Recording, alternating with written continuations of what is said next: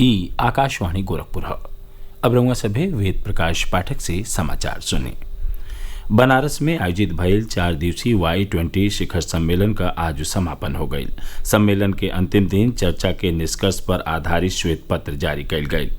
भारत क G20 समूह क अध्यक्षता के तहत आयोजित यूथ 20 शिखर सम्मेलन में 29 देशन और 13 अंतर्राष्ट्रीय संगठन के 125 से बेसी युवा प्रतिनिधि 5 चयनित मुद्दन पर चर्चा कैलें और एकरे अंतिम प्रारूप पर हस्ताक्षर कैल गये।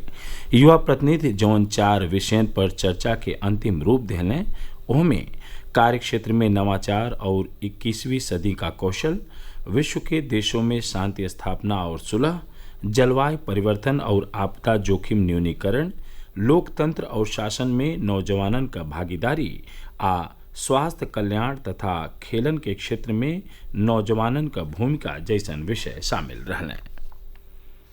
मुख्यमंत्री योगी आदित्यनाथ आज लखनऊ स्थित अपने सरकारी आवास पर आयोजित जनता दर्शन में लोगन का समस्या सुननी। प्रदेश के अलग अलग जिलन से करीब 190 लोग आपन परेशानी लेके मुख्यमंत्री के सामने पहुंचलें।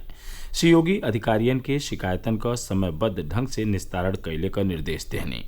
मुख्यमंत्री सज्जो लोगन के आश्वस्त कैने की सरकार उनकी समस्या के समाधान बदे प्रतिबद्ध हो।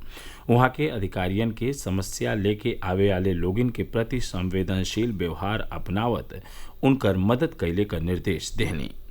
मुख्यमंत्री कहला कि अवैध रूप से जमीनिन पर कब्जा करे वालन के खिलाफ कड़ेर कार्रवाई कैल जाए। जनता दर्शन में कई लोग गंभीर बीमारी से पीड़ित अपने परिजनन के इलाज बदे आर्थिक मदद का फरियाद लेके पहुंचलें। मुख्यमंत्री सज्जो जनी के आश्वस्त कहने की सरकार उनकर हर संभव मदद करी। श्री योगी फरियादियन के प्रार्थना पत्र के आधार पर अधिकारियन के इलाज का अनुमानित खर्च का आकलन कई के शासन के उपलब्ध करावे का निर्देश देने। चंद्रयान 3 मिशन के लैंडर मॉड्यूल का परिक्रमा पथ के आज भी नहीं सफलतापूर्वक बदल दिहल गई। अब यह लैंडर मॉड्यूल के चंद्रमा के कक्षा में निकटतम दूरी 25 किलोमीटर और अधिकतम दूरी 134 किलोमीटर हो गई हो। इसरो के अनुसार लैंडर मॉड्यूल विक्रम सही स्थिति में हवे और ई अपने एक कक्षा से चंद्रमा के सतह पर उतरले का प्रयास करी। चंद्रमा के दक्षिणी ध्रुव पर एक सॉफ्ट लैंडिंग 23 अगस्त के संझा 5:30 बजे से 6:30 बजे के बीच निर्धारित हो। चंद्रमा के दक्षिणी ध्रुव पर सफलतापूर्वक उतरले पर भारत ये उपलब्धि हासिल करे वाला चौथा देश बन जाई।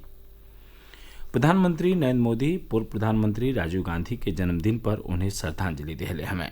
श्री राजीव गांधी देश का 7वां प्रधानमंत्री रहने और प्रधानमंत्री के तौर पर वहां के 1984 से 1989 ले आपन सेवा देनी। उनका जन्म 20 अगस्त 1944 के भइल रहत। कांग्रेस का पदाधिकारी और कार्यकर्ता लोग प्रदेश में अलग अलग जगह पर स्वर्गीय राजीव गांधी के श्रद्धांजलि देने। इस मौका पर प्रधानमंत्री के रूप में देश के प्रति उनके योगदान के याद कईल गए। दक्षिण सिनेमा का सुपरस्टार रजनीकांत आज अयोध्या पहुंचलें। वहां के हनुमानगढ़ी मंदिर और श्री राम जन्मभूमि परिसर में रामलला विराजमान का दर्शन पूजन कैनी। श्री रजनीकांत आज भी नहीं लखनऊ में समाजवादी पार्टी का अध्यक्ष अखिलेश यादव से उनके आवास पर मुलाकात कैलें। प्रख्यात अभिनेता सपा संस्थापक मुलायम सिंह यादव की तस्वीर के नमन कैलें और उन्हें श्रद्धांजलि देलें। श्री रजनीकांत आपन हालिये में आयल फिल्म जेलर के प्रमोशन बदे प्रदेश के दौरा पर हमें। गोरखपुर का महापौर डॉक्टर मंगलेश श्रीवास्तव आज गोरखनाथ मंदिर परिसर में 2 दिन के कुश्ती प्रतियोगिता का शुभारंभ कैलें। इस मौका पर गोरखनाथ मंदिर का प्रधान पुजारी योगी कमलनाथ, महाराणा प्रताप शिक्षा परिषद का अध्यक्ष प्रोफेसर यूपी सिंह और डॉक्टर आरपी सिंह मौजूद रहने। गोरखनाथ मंदिर परिसर में नाग पंचमी पर हर बरिस कुश्ती प्रतियोगिता का आयोजन होला। मुख्यमंत्री योगी आदित्यनाथ बिहने प्रतियोगिता के विजेता के पुरस्कृत करी हैं। गोरखपुर का गुरु गोरक्षनाथ आयुर्विज्ञान संस्थान बालापार में आज बृहद स्वास्थ्य मेला और नेत्र जांच शिविर का आयोजन कयल गयल। शिविर का उद्घाटन आयुर्वेद कॉलेज का प्राचार्य डॉक्टर मंजूनाथ NS कैलें। इस मौका पर वहां के कहने की आयुर्वेद भारतीय चिकित्सा पद्धति का प्राचीन परंपरा हवे, जैसे मरीज बिना कोनो दुष्प्रभाव के स्वस्थ होलें। वहाँ के कहने कि आयुर्वेद के अनुसार स्वास्थ्य नियमन का पालन करके हम सब लंबा जीवन जी सकीला।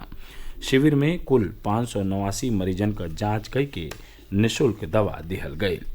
समाचार पूरा भइल। नमस्कार।